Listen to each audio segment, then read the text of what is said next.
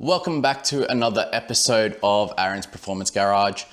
Today we are going to dive deeper into why this Forester is not idling properly. I did a little bit of research offline and turns out that the manual versions of these actually have an issue with the gearbox neutral switch, which will cause them to idle high and throw the same DTC that we've got. This one being automatic, it doesn't necessarily correspond with this car. So I'm going to pull the intake manifold off. Going to check for any leaks. Hopefully we find something. I'm also going to address the issue with the PCV valve not being there. We're going to fit one into the car. So come along, let's get into it.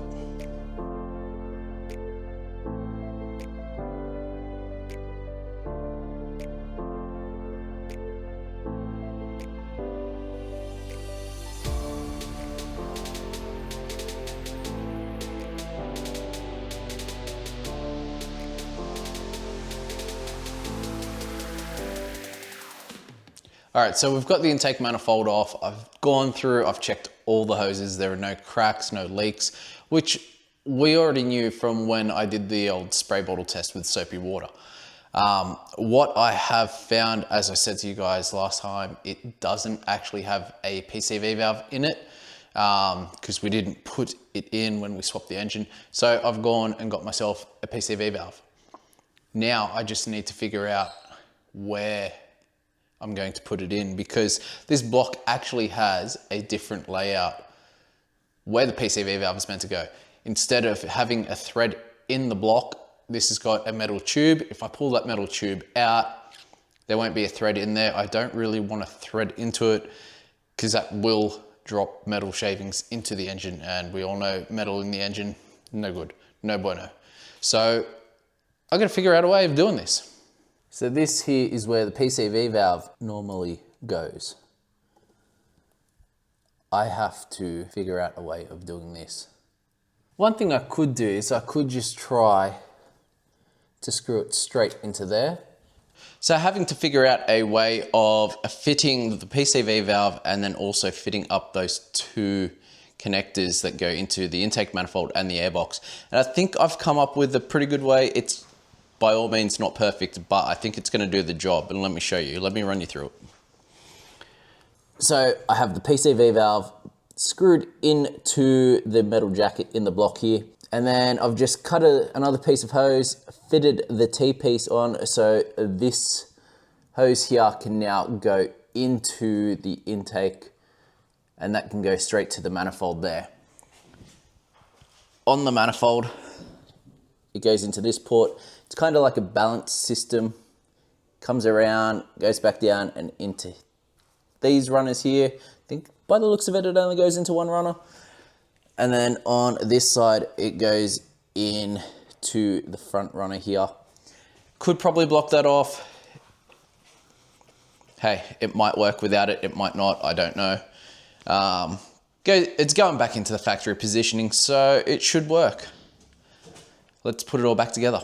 Take me back to a place where I felt at home. Take me back to a day when we weren't alone. Take me back to an age when the world felt small. All right, guys, it's all back together. Let's fire her up and actually see what happens.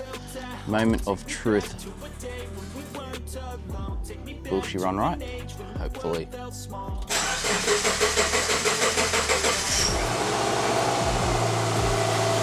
She's running right.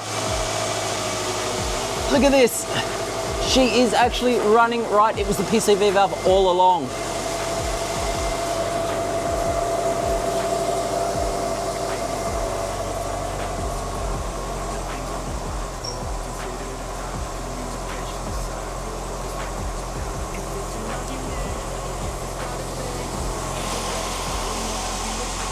It was the PCV valve all along.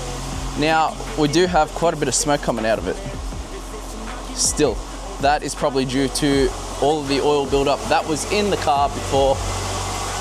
There was a lot of oil sitting on top of the valve, so I have not been able to clear all that out, but she's running. I can actually take it for a drive again. This is exciting. Well, there we have it, guys. It's running. It's Got to relearn its idle, so we'll just let it get to operating temperature. But it's running, it's no longer blowing any smoke. I don't know whether you guys can actually see that. Well, you might be able to.